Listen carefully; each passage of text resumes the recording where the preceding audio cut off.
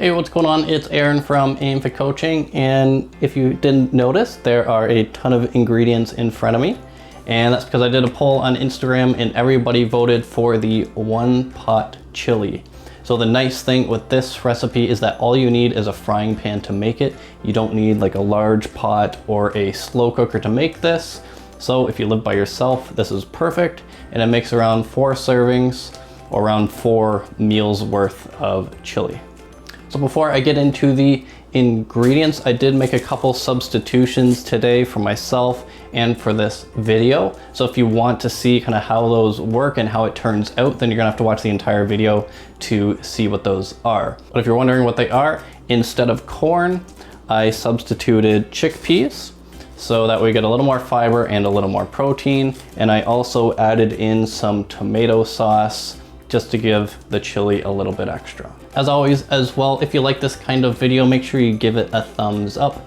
And if you like this kind of content and want to keep getting updates for this content, click the subscribe button down below. Make sure you enable notifications. That way you actually get notified when these videos are live. So before we start cooking, let's get into all of the ingredients so you know exactly what you need.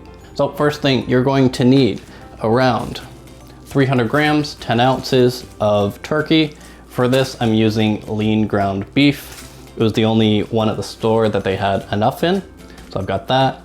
Then you're going to need some white rice, 1/2 cup, so not a crazy amount. You're going to need, in our pan, 2 cloves of garlic and about half an onion.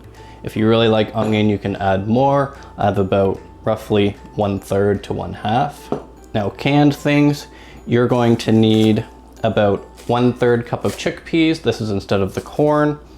1/3 cup of kidney beans and 1/2 can of diced tomatoes. As well, to add in some more veggies, we have about half a red pepper, and this I probably have about 1/4. I'm not a huge fan, so I've added a little bit less. Also, for the base that's gonna help cook our rice, we need 1 whole cup of vegetable broth. So this is going to be going in after we cook our meat.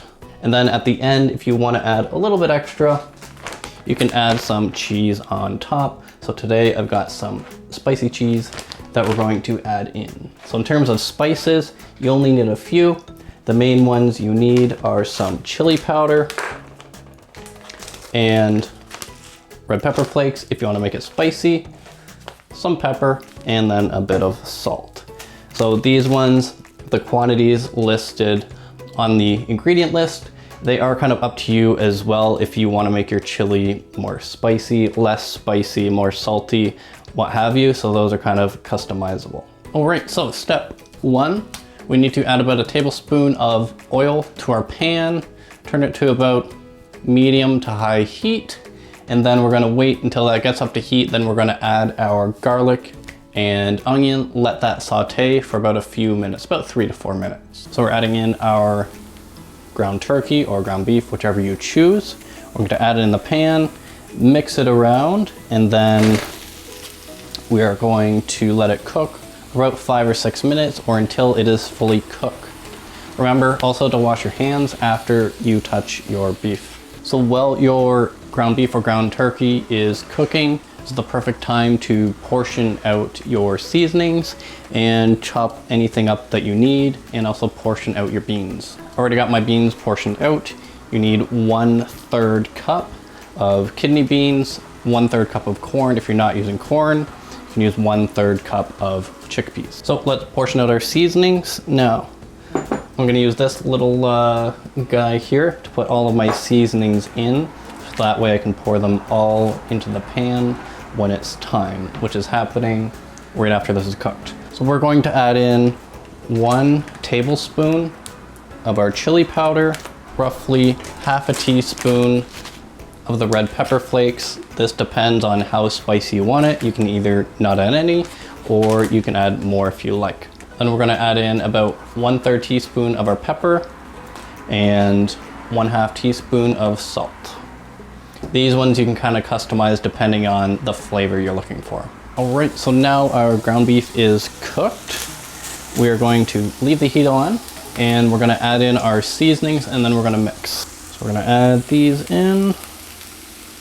Once we mix this up, we're going to add our 1/2 cup of dry white rice, uncooked. So now we need our 1/2 cup of rice. Then we're going to mix it in. Okay, so now that is all mixed up. Now we're going to add in our chopped red peppers, beans, tomatoes, and broth. Beans, 1/2 can of diced tomatoes. And now, as I mentioned earlier, we're going to add some tomato sauce. So we're not gonna go crazy with this. I'm only going to add about a tablespoon. So we're adding 1 cup of the vegetable broth to the pot. Now we've got everything in there. Now all we have to do is mix it up. I'll show you the final product when I have it fully mixed here. So you should have something like this.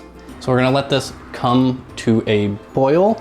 As soon as it does, we're gonna crank the heat down to very, very low and let it simmer for about 17 to 20 minutes. So after we turn the heat down, we are going to cover it up. I don't have a lid, so I'm using a frying pan. And I find 17 minutes works well, but I found at that mark, make sure you take a peek, take a look. If it's still a little runny, then let it cook a little longer. Okay, so it's been 17 minutes, so let's take a peek and see what it looks like.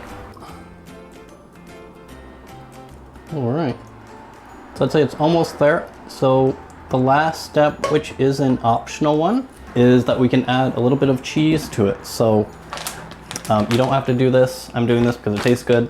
So I've got some habanero cheese.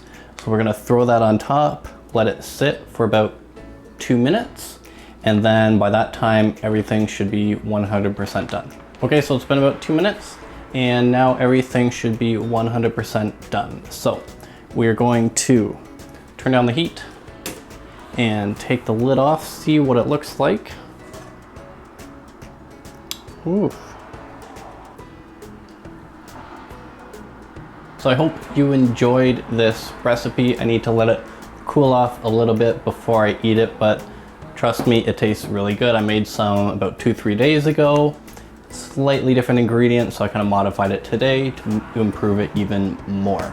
So if you like this kind of video, this one was a little tough to film. This is only my second episode of Cooking with Aaron, so I'm not quite used to filming food and cooking episodes yet, but I feel like I'm getting better, and overall this is a big learning process for me as well. So if you want to keep getting updates for these kind of videos, make sure to hit the thumbs up button and the subscribe button down below so you can see all your notifications when I upload a new video as well. If you have any recommendations of how I could film these a little better, or if you have any meals that you would like me to cover, feel free to leave a comment below, and then I will reply to you, get back to you, and I can make some more of these videos for you. So as always, I appreciate you for watching the video, and I'll see you guys next time.